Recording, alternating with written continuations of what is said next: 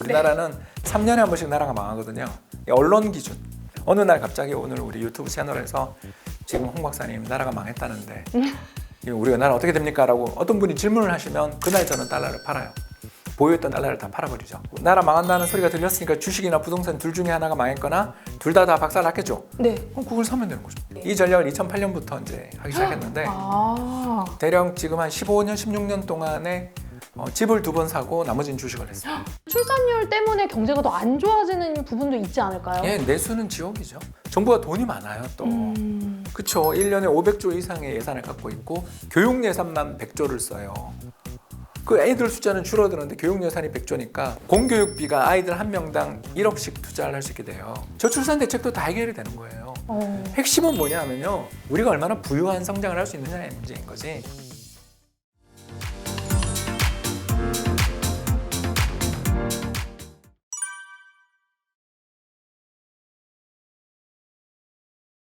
우리 그 대표님께서 10억만 있어도 노후 자금으로 충분하다 이런 말씀을 하신 게 정말 사실인가요? 사실 10억 가진 사람이 우리나라에 10%가 조금 안 되거나 그럴 거예요. 아, 그래요? 예, 특히 이게 사람 기준이 아니고 가구 기준. 아, 가구 기준 10억이요? 그럼 더 떨어지는 느낌이에요? 예, 근데 그 정도면 우리나라 전체 가구의 상위 10% 커트라인에 걸립니다. 정부가 2만 가구를 대상으로 해서 매년 15년째 조사하고 있는 결과를 보시면 간단하게 나오는데 네. 순자산 보유 기준으로 해서 그 보시면 10억 이상을 갖고 있는 사람들의 비율이 10.3%밖에 안 돼요. 그럼 대표님께서는 굉장히 현실적인 기준으로 10억. 근데 사실은 10억도 필요 없어요. 10억도 예, 필요 5억에서 10억이면 굉장히 좋죠. 그래서 5억이면 순자산 5억이면 한국 상위 20%. 그래서 사실 이제 자산 10억, 순자산 10억이라고 말씀하시면 이걸 이제 부동산까지 포함해서 생각을 해야 맞습니다. 하는 건지. 예, 맞습니다. 부동산까지 포함해서. 예, 부동산이 이제 우리나라가 2024년 2월 기준으로 해서 9억 6천이라고 좀 떴네요. 네, 평균. 이게 근데 아파트거든요. 아. 빌라 단독주택 뺀 거거든요. 오. 그러면 우리나라 서울에 집이 대략 한 200만 호, 300만 호 정도 있다고 보면 그중에 아파트가 한 100만 호 정도거든요. 서울에 900만이 살고 집이 한 3, 400만 호 있다 그래도 아파트가 100만 호대. 제가 알기로는 예전 통계인데 130만 호였던 걸 기억하는데 자, 이제 이 중에 서울 사람이 집을 얼마나 갖고 있을까요? 이 중에 서울 사람이 한 반? 아니요, 40%가 안 됩니다. 오. 그러니까 서울의 아파트 자가 거주율이 40%가 안 됩니다. 아. 그럼 무슨 이야기냐면 부자들이 세 주는데 사는 분들이 아파트 주민의 대다수라는 뜻입니다. 그러니까 서울의 아파트 한 채를 가지고 있는 서민 모시 이래버리면 안 된다는 거죠. 서민이라는 건 기본적으로 하위 20%나 40%일 텐데 서울의 아파트를 가진 사람이 어떻게 서민이 됩니까? 서울에 아파트가 있으면 기본적으로 한 10억의 자산은 있다는 얘기니까. 10억 이상일 수도 있는 거죠. 왜냐하면 아까 이야기한 중위값이고 가진 분은 40%밖에 안 되니까. 그렇죠. 결국 이런 걸 생각해 보면 알겠지만 우리나라에서 10억은 엄청나게 높은 허들이고 5억만 넘어도 대단한 건데 그리고 우리나라는 굉장히 부유한 나라이기 때문에 나라에서 또 여러 가지 복지 혜택이 있기 때문에 그거 없어도 얼마든지 살 수 있는데 그래도 재테크 목표에서 10진수가 편하니까 10억이라고 제가 그러는 거고 사실은 5억이 현실적인 목표라고 생각합니다. 아, 그렇구나. 그러면 이제 대표님 같은 경우도 이제 맨 처음에 종잣돈을 마련을 하셨을 거고 거기서 10억까지 되는 데는 얼마나 걸리신 거예요?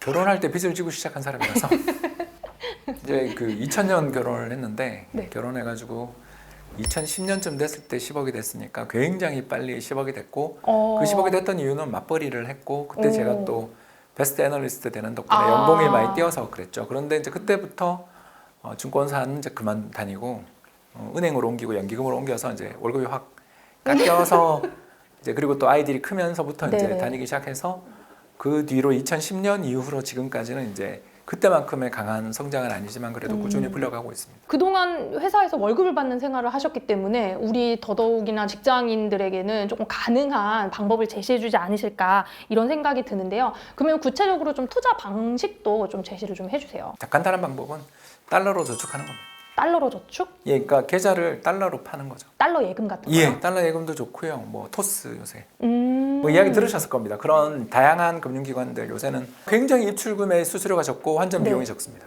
제가 달러가 하나도 없는데 그 예, 할 달러를 수 있으면 사서 얼마? 예금을. 예, 그렇죠. 예금하는 거죠. 그러니까 쉽게 얘기해서 이체하는 거예요. 아, 이체를 해서 월급 달러 적금 예금을 들듯이 해준다? 월 100만 원을 달러로 사는 거죠.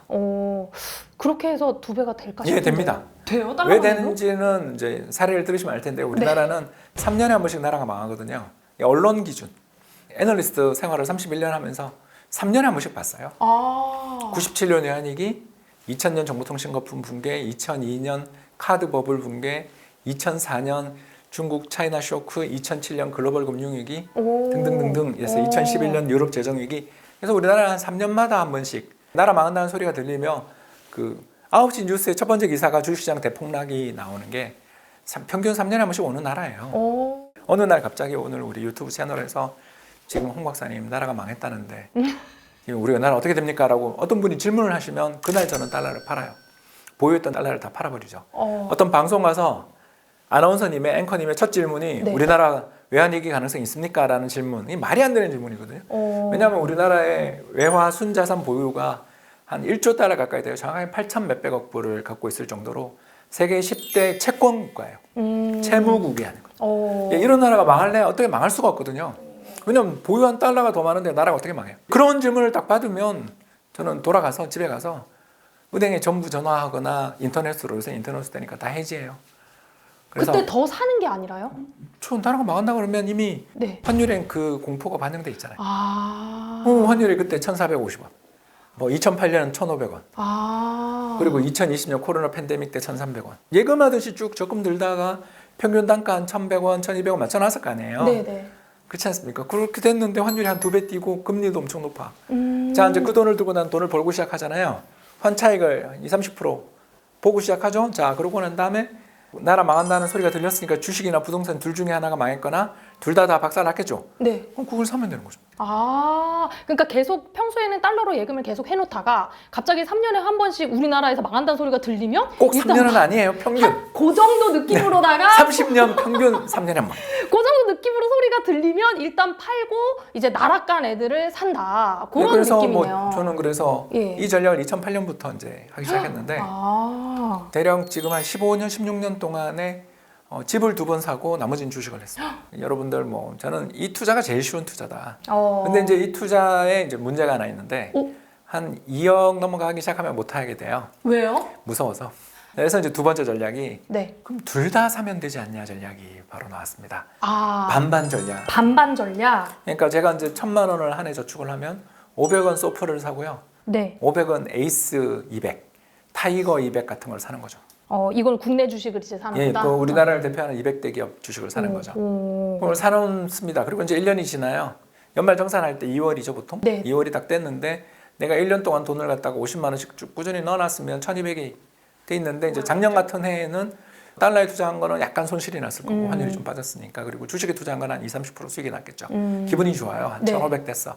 자, 그러면 이 1,500이 됐다고 해서 거기다 또 50만 원 넣냐? 그러면 안 되겠죠. 왜냐하면 주식에서 돈을 벌었으면 네네. 달러를 사야죠. 아. 연말정산 받은 돈으로 또 5대5를 맞춰야죠. 물타기를 하는 건가요? 그렇죠. 비율 맞추기. 비율 맞추기. 예, 비율 맞추기를 하는 거죠. 그래서 자동으로 물타기를 하는 거죠. 아. 이런 식으로 하게 되면 수익률이 여기서 또 1%가 올라갑니다. 아, 그렇게 이제 조정을 하는 것만으로도. 그렇죠. 그래서 이 전략을 쓰면 지난 40년간 연평균 수익률 7% 정도 나오니까 지난 40년을 그 전략을 했다는 걸 이제 가정을 하는 해보시니까? 거죠. 왜냐하면 그때 외화예금은 그때도 네. 있었으니까. 연수익률이 명목 수익률이 아니고 복리 수익률로 7, 8%가 나옵니다. 복리 수익률로. 예, 너무 근데 쉬운데? 이제 이 전략에 또 문제가 하나 있는 게 뭐냐면 네. 종종 10년 불황이 옵니다. 3년마다 나라가 그래, 망하고 주식 시장이 이제 90년대가 90년대 10년 장기 침체. 그래서 90년 1월에 종합주가 지수가 900포인트였는데 1999년 말 종합주가 지수가 1000포인트였어요. 그러니까 10년 동안 10% 올랐거든요. 또 2010년대도 역시 그랬어요. 네네. 2010년 초에 얼마냐면 종합주가 지수가 얼마냐면 2000이었는데 2020년 초에 코로나 사태 때 역시 2000이었어요. 제자리로 돌아왔네. 예, 그리고 이제 지금 2600이니까. 네. 그러니까 우리나라는 한 10년 오르고 10년 박스권, 10년 오르고 10년 박스권의 역사거든요. 아. 자, 이게 좀 무섭잖아요. 네. 내가 투자한 그날이 박스권의 시작이면 어떡해? 그렇죠. 그걸 분산하는 방법이 투자 3분법. 투자 3분법. 어떻게 한다? 33만 원씩. 자, 코덱스 200. 네. 33만 원. 그리고 소플 33만 원까지 따라왔죠? 똑같죠? 네. 그리고 난 다음에 S&P 500TR을 33만 원 사는 거죠. S&P 이건 미국 주식이네요. 그렇죠. 아니면 나스닥 100도 좋아요. 근데 이제 나스닥은 예전에 시장에 상장된 시장이 없었으니까 이 지수가 생긴 지 얼마 안 됐거든요. 나스닥 100이라는 게 네. 생긴 지 얼마 안 됐으니까 이걸 투자한 ETF가 99년인가 뭐 2001년인가 생겼으니까 이거 그 우리는 할 수가 없으니까 지난 20년만 테스트가 가능하잖아요. 그렇죠. 그래서 지난 20년 테스트를 해보면 요 수익이 얼마가 나오냐면 8%가 넘어요. 아, 얘는 또 8%가 넘어요. 왜냐하면 주식 비중이 66%. 그래서 1,200만 원 정도의 연말정산까지 해서 만약에 1,500만 원을 우리가 투자를 한다 그러면 10년이면 1억 5천이지만 이런 식으로 복리 투자를 하면서 계속 물타기를 반복해 나가면 10년, 15년 정도 사이에 대략 한 3억 정도를 만들어 놓을 수가 있고 그리고 3억을 달성한 다음부터는 이제 굴러가기 시작해서 그 뒤 또 한 7년이나 5년을 요 전략을 계속 유지하시면 5억은 그냥 충분히 만들 수가 충분히 있다. 만들 수 있죠. 그럼 5억이면 우리나라 상위 20%입니다. 아, 그렇구나. 근데 이제 대표님 말씀을 듣다 보니까 어쨌든 이거는 매달 100만 원씩이라도 계속 투자를 할 수 있는, 말하자면 소득이 계속 발생할 때는 이게 가능할 텐데 그 이후에 은퇴 이후에도 이 방법을 계속 쓸 수가 있을까요? 그럼요. 응? 인출하면 되잖아요. 인출을 한다고요? 번걸 인출하면 되잖아요. 번거리 인출을 배당 받은 걸요? 그러니까 5억을 네. 우리가 이제 갖고 은퇴를 했어요. 네네. 그러면 이제 내가 월세는 지금처럼 서울에 안 살아도 되니까 예를 들어서 네. 뭐 경기도만 가도 월세가 반값이 되는 거 아시죠? 네, 그렇죠. 예, 제가 예전에 이제 뭐 금융기관 퇴사를 하고 조그만 꼬마 빌딩을 사러 이제 다닌 적이 있었어요. 물론 레버리지 70% 이상입니다. 네네. 그러니까 너무 네. 놀라지 마시고요. 네.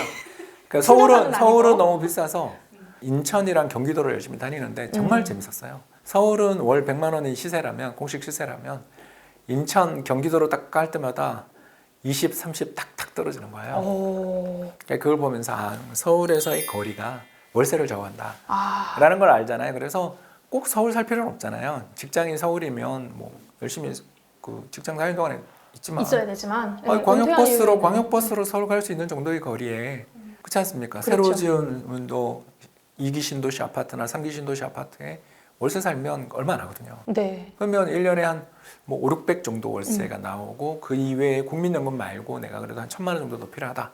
1,500 인출이 지금 하려면 아까 이야기했죠. 5억을 모아놨어요, 여러분? 네. 5억에 몰아놨는데 5%면 얼마죠? 5억에 5%면? 2,500. 2,500이죠. 2,500이 그러면은 이제 연 인출을 꺼내서 쓸 해도 수 있는 인출해도 되는 수익인가요? 수익이죠. 왜냐하면 아까 연한산 복리 수익률이 몇 프로죠? 6에서 8% 사이잖아요. 그러니까 그러면은 5억을 자본으로 가지고 있고 여기서 발생하는 수익률은 인출을 해서 쓴다. 그렇죠. 한 4, 5%만 인출해도 4% 인출하면 2천만 원. 그럼 더 쌓이겠죠. 네네. 왜냐하면 이 사람은 6에서 8% 운용을 하고 있는데 네, 4%만 인출하니까 아마 자손들한테 상속금이 계속 불어가서 한 10억까지도 장사하시면 한 10억까지도 자손들에게 상속하시겠네요. 그럼 극단적으로 대표님 이제 3, 40대 직장인 입장에서 나는 집은 안 사겠다. 그럼요. 하지만 금융 자산을 모아가지고 이제 여기서 수익률을 계속 벌어들일 수 있는 자산을 모으겠다. 금융 자산으로 모으겠다. 오히려 이게 더 현실적이고 맞다. 이렇게 말씀하시는 네, 거죠? 그런 분들한테 탈무드 전략. 탈무드? 예, 그래서 이제 첫 번째는 현금, 두 번째는 사업, 세 번째는 토지에 투자라는 탈무드의 격언에서 나온 전략인데요. 네, 그래서 3분의 1은 자 소풀. 현금은 달러입니다, 여러분. 네. 원화는 현금이 아니에요. 현금이 아니다. 이것도 투자 달러만 자산, 현금이다. 투자 자산입니다, 여러분. 달러가 현금이고요. 두 번째가 뭐 한다 그랬죠? 코스피. 코스피. 사업. 세 번째가 뭐죠? 토지를 사라 그랬죠. 근데 우리나라에 살 토지, 개별적으로 살 수 있는 토지는 비싸죠. 네. 그럼 어떻게 하면 돼요? 미국 리츠를 사면 되죠. 리츠를. 한국에도 상장돼 있어요. 최근에 맥쿼리 땡땡땡땡땡땡 하는 그런 리츠가 상장됐습니다. 글로벌 리츠와 함께 한국에서는 맥쿼리 인프라를 같이 투자해준 ETF가 상장됐습니다. 자, 그걸 사면 어떻게 될까요? 자, 우리가 5억 있습니다. 이거 목표니까 기분 좋게 5억. 자, 그러면 그냥 3억 합시다. 계산하기 쉽게. 별로 지금 짜게 식으셨어요. 세무사님 그러시지 말고요. 표정이 다 나와요. 자, 3억. 네. 3억에 자 1억. 코스피 200에 투자를 하면 배당 수익률 2%죠. 200만 원. 네. 됐죠? 자, 그리고 소풀에 투자하면 지금 금리 5%죠. 500만 원. 됐죠? 자, 그리고 미국의 리츠에 투자를 하면 지금 배당 수익률 5.7, 5.5 나오죠. 자, 이렇게 하는 거죠. 그러면 어때요? 예, 현금이 1,200만 원 나와요. 그러면 아까 이야기했잖아요. 서울의 오피스텔은 100만 원, 경기도, 인천 뭐 이렇게 내려가면 50만 원이라고 그랬죠, 제가? 네. 자, 그러면 간단하죠. 현금 흐름 나온 걸 갖고 임대 문제를 해결하고 월세를 내고? 뭐 아파트 월세도 어느 정도 그렇죠. 권리금, 보증금만 좀 내면 아파트 월세도 가능하죠, 100만 원이면. 그렇게 해서 아이들 키우기 좋은 여건에 월세로 살다가 그리고 나는 주식 가격 오르고 환율 오르고 그리고 부동산 가격 오르면 캐피탈 게인은 또 다 생기죠. 그래서 사람들 성향에 따라 다 맞춤 전략이 가능해요. 즉 20대, 30대는 아까 이야기했던 것처럼 달러로 저축하다가 한 번씩 튀기는 거. 그러다 좀 돈이 모이고 1, 2억 모였는데 무서워. 반반. 아니면 또 나는 조금 더 높은 수익. 한국이 미래가 없다고 생각해. 이러면 투자 3분법. 근데 현금 흐름이 필요해요. 저 이제 월세 내야 돼요. 라고 생각하시면 탈무드. 탈무드. 다 이 전략 모두 6에서 8% 수익이 납니다. 진짜 그리고, 신기하네. 예, 그리고 10년에 한두 번 정도 마이너스 나죠. 왜냐하면 달러를 들고 있기 때문에 손실이 거의 안 나는데 뭐 운 없는 해는 10년에 한 번 정도는 한두 번 정도는 마이너스 나죠. 하지만 전체로 봤을 때는 평균 수익률을 유지할 수가 있다. 예, 그러니까 이 전략을 활용하면 자기가 모은 돈에서 한 4% 정도 이내, 4, 5% 정도 인출은 가능하다. 해도 원금의 손실이 없죠. 원금의 손실이 없다. 오히려 더 불죠. 어. 더 인출해도 된다고 저는 보통 말씀드립니다. 우리 인구와 투자의 미래 확장판 요번에 이제 출간을 하셨는데 요 책 안에 보니까 인구 변화를 알면 돈의 흐름이 보인다 이렇게 적혀 있더라고요. 우리가 인구 변화까지 알아야 되는 이유 좀 말씀 좀 해주세요. 왜냐하면 네. 우리나라 58년 개띠가 지금 은퇴하고 있잖아요. 베이비붐 세대. 예, 그래서 우리나라 58년 개띠부터 70년 개띠까지가 보통 베이비붐 1차, 2차 세대라고 부르는데 요 인구가 1,300만 정도 돼요. 엄청난 인구 집단. 엄청나네. 예, 엄청난 네. 인구 집단인데 전체 인구의 한 40% 정도를 차지하는 이 인구 집단이 은퇴를 시작한 게 우리 경제에 한 10년 정도 엄청난 호재거든요. 베이비붐 세대가 은퇴한다 그러면은 뭔가 악재처럼 느껴지는 게 뭐 국민연금도 막 다 써버릴 것 같고 약간 일하는 사람도 막 줄어드니까 문제가 많을 것 같은데 이게 호재예요? 예, 왜 그러냐면 이제 제가 그림으로도 보내드렸는데 네. 우리나라는 그 특유의 호봉제도라는 게 우리나라 경제를 망가뜨린 최대의 주범이거든요. 그 호봉이 뭐냐면 회사 오래 다닌 사람들이 연봉 많이 받는 제도인 그렇죠. 거죠. 네. 근데 이제 이게 평균이고요. 실제로 이제 입사 1년 차가 100만 원 받으면 입사 30년 차는 300만 원 받는 게 평균인데 파트타임으로 일하는 직장도 많고 비정규직도 많으니까 정규직 환산으로 바꾸면 사실 100만 원에 500만 원이라고 봐야 되거든요. 5배가 차이가 나는 예, 거예요? 그 정도 차이 나죠. 예, 실제로 뭐 저도 그랬던 것 같습니다. 자, 문제는 AI 혁명 시대가 왔어요. 자, 여기서 제가 하나 질문해 볼게요, 세무사님. 네. 엣지 코파일럿 써보셨습니까? 자, 엣지 이거 저 눈이 흔들리면 이미 이제 튼 거거든요. 벌써 탔나요? 예, AI... 기회 좀 주시지. 저 챗GPT도 써봤는데. 예, AI 혁명 시대에 저희처럼 맨날 엑셀 들고 살고 있는 사람들한테 엣지 코파일럿은 거의 복음이거든요. 그러니까 쉽게 얘기해서 얘가 데이터만 넣어주면 지가 알아서 다 해줘요. 뭐 어떤 걸 해줘요? 그래프 그려주고 표도 만들고. 그걸 다 수작을 해야 되는데. 예, 그걸 할 수 있어요. 물론 마음에 안 들 수 있죠. 근데 가르치면 되거든요. 이거에 대해서 말을 못 알아듣는다는 건 뭘 뜻하냐 하면 AI 혁명이 지금 왔는데 그거에 대해서 아직 적응이 잘 안 된 거죠. 자, 그렇다면 앞으로 세상이 바뀌어가는 과정에서 연봉을 신입사원에 5배를 받고 있는 부장님의 생산성보다 부장님 연봉의 5분의 1밖에 못 받는 신입사원의 생산성이 더 높을 수도 있는데 우리나라 임금 구조는 어떻죠? 우상향. 피라미드 구조를 가지고 있단 말이에요. 호봉제 때문에. 자, 여러분 이런 환경에서 우리나라가 지난 10년 동안 노동시장에 지옥이 왔어요. 20대 태반이 백수란 이야기가 굉장히 유행했었는데 최근 3, 4년 사이에 쑥 들어갔죠. 네. 왜 그런지 아세요? 우리나라 20대 후반 고용률이 역사상 최고치입니다. 20대 후반이요? 예, 25세부터 29세.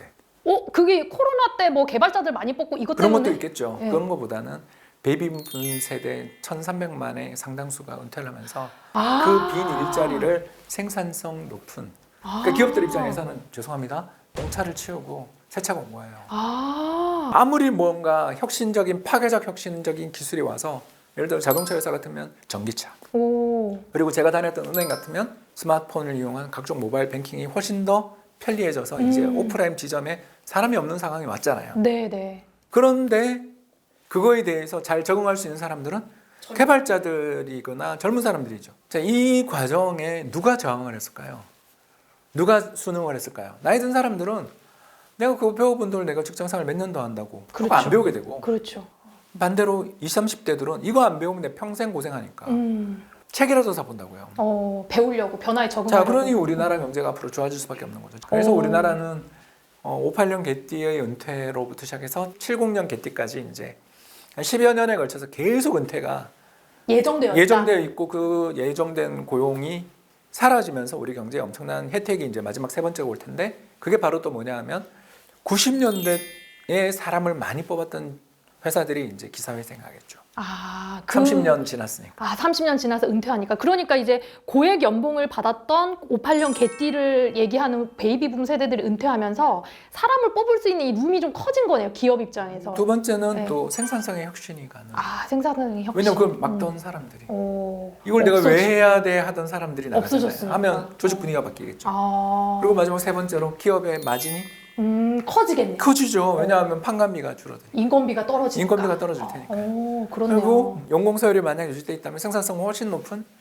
MZ 세대들이 5분의 1의 연봉으로 들어오겠죠. 그래서 MZ 세대들하고 이전 세대가 불화하는 거예요. 아, 나의 생산성이 더 높은데 왜 저 사람은 나보다 5배 더 받냐. 이거. 그렇죠, 그렇죠. 억울하죠. 그래서 우리나라도 이제 연공서열 시스템도 10년 안에 다 파괴될 거예요. 능력급 그리고 성과급제로 바뀌겠죠. 그런데 이제 한편으로는 또 반대쪽에서는 이렇게 베이비붐 세대가 이렇게 은퇴하면은 지금 대표님 말씀하신 것처럼 이제 일자리 걱정은 없어질 거다라고 말씀하시는데 오히려 최근에 이제 제 친구 아들이 초등학교 입학했는데 그 초등학교 입학하는 애들 수가 확 줄어가지고 막 폐교도 생기고 막 이런다 그러더라고요. 반이 막 2개인가 3개인가밖에 없다 그러고. 그러니까 그 정도로 지금 출산율이 떨어지고 있는 것도 현실인데 그 출산율 때문에 경제가 더 안 좋아지는 부분도 있지 않을까요? 예, 내수는 지옥이죠. 아, 내수는. 그래서 아까 제가 이야기했던 기업들 중에 금융업조차 그렇게 좋아지는데 내수는 안 좋아지겠죠.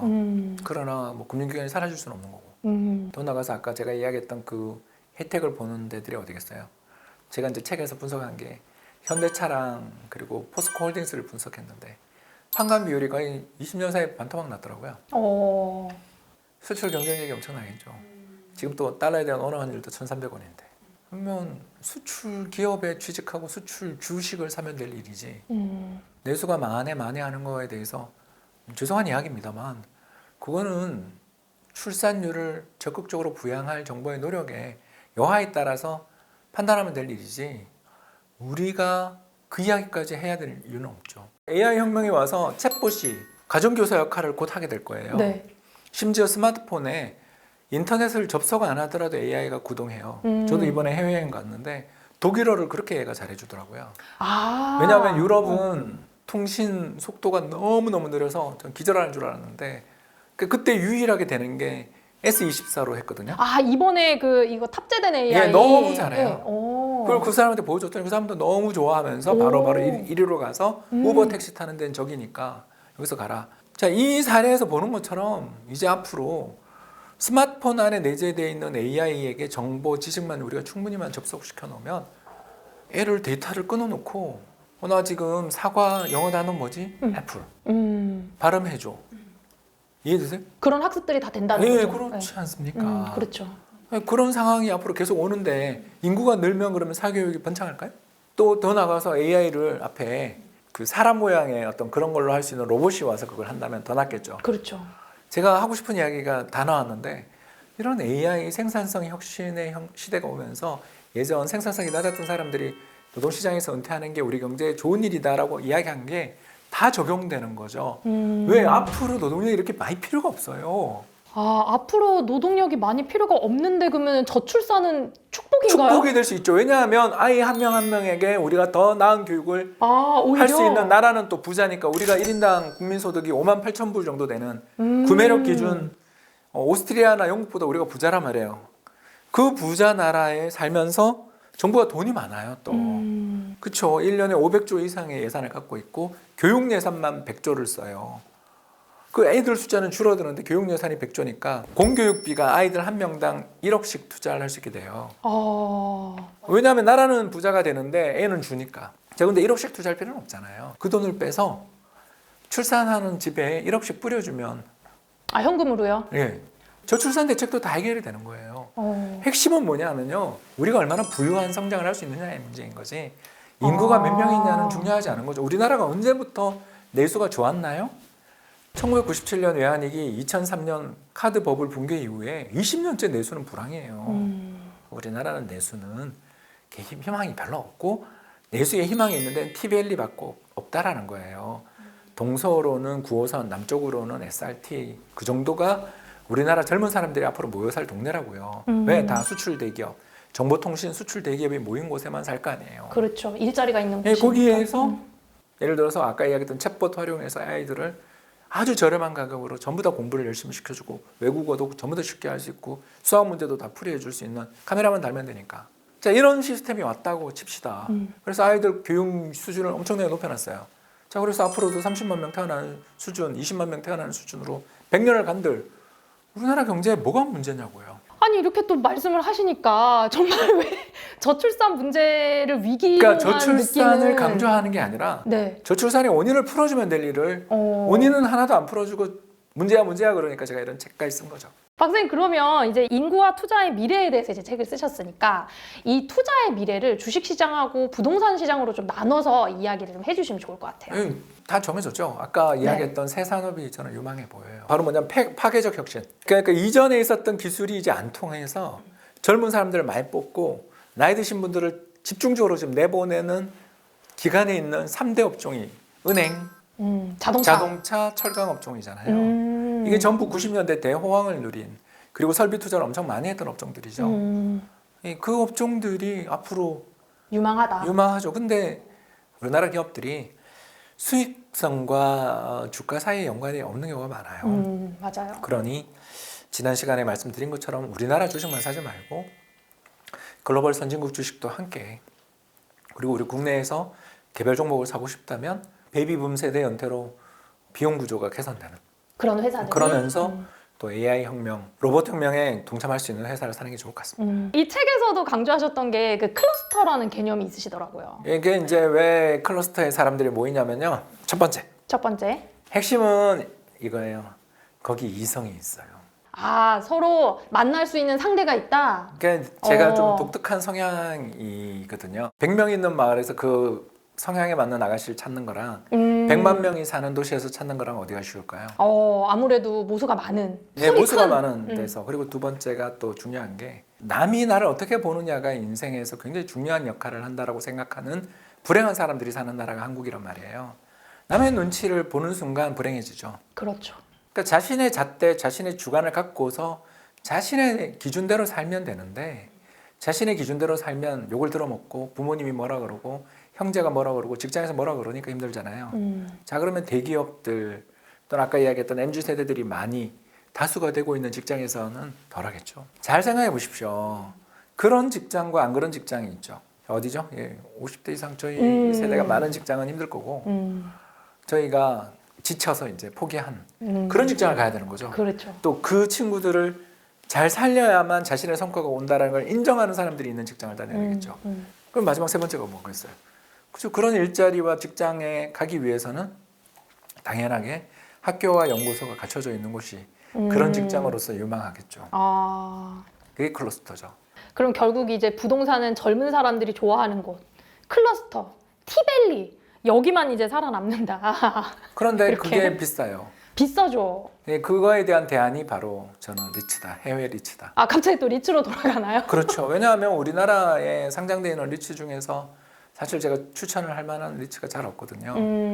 우리나라 리츠는 좀 약간 부동산 가격이랑 상관이 없는 것 같아요. 그래서 우리나라의 그 티밸리의 경기는 IT에 의해서 좌우되니까 글로벌 IT 경기가 좋아지면 글로벌 부동산도 오르잖아요. 그렇죠. 그러니까 같이 미국의 리츠를 가격이 따라가요. 그래서 서울의 강남 지역 부동산 가격 상승률이랑 미국의 전미 부동산 가격 상승률이 거의 비슷하게 움직여요. 우리 베이비붐 세대의 은퇴와 또 저출산 고령화로 가는 인구 흐름에 따라서도 투자에서 생각해야 될 부분들이 굉장히 많은 것 같습니다. 근데 제가 오늘 박사님하고 이야기를 해보면서 좀 느낀 점은 우리 각각의 기준이 없어가지고 많이 흔들리는 것 같다는 생각이 많이 들었어요. 네, 그래서 그러니까 내가 얼마가 필요한지도 모르겠고 이게 그냥 남들이 안 좋다 그러면 다 안 좋은 거라고 이렇게 가스라이팅 당하고 이런 게 좀 문제가 아닌가 이런 생각이 들거든요. 근데 이렇게 30년 동안 이코노미스트로 활동을 해오시면서 굉장히 많은 이런 변화들을 보셨을 텐데 요즘 이제 30, 40대 투자를 이제 막 하고 열심히 살아가려고 하는 분들에게 좀 이런 말씀 한번 해주신다면. 자국 편향에 벗어나면 돈 벌 수 있습니다. 그러니까 우리나라 사람이라고 한국에 투자해야 된다라는 그런 근거 없는 주장은 버리세요. 글로벌 시장에 투자하고 특히 부동산은 한국 부동산에 소액으로 투자할 방법이 없으니까 그런 상품 개발이 좌절됐잖아요. 몇 차례에 걸쳐서. 네. 그렇기 때문에 해외 부동산에 투자하십시오. 그리고 여유 현금 자산은 국내외 주식과 달러 이렇게 투자를 하시면 정말 얼마든지 국민연금 못지않은 수익을 기록하면서 복리 성과의 매력을 누리며 해외 여행하시며 노후를 보낼 수 있다. 이 말씀 드리고 싶습니다. 네, 아유 오늘 시간 내주셔서 정말 감사드리고요. 알찬 주제로 또 돈 버는 주제로 다음 시간에 계속해서 찾아오겠습니다. 박사님 감사합니다. 감사합니다. 네.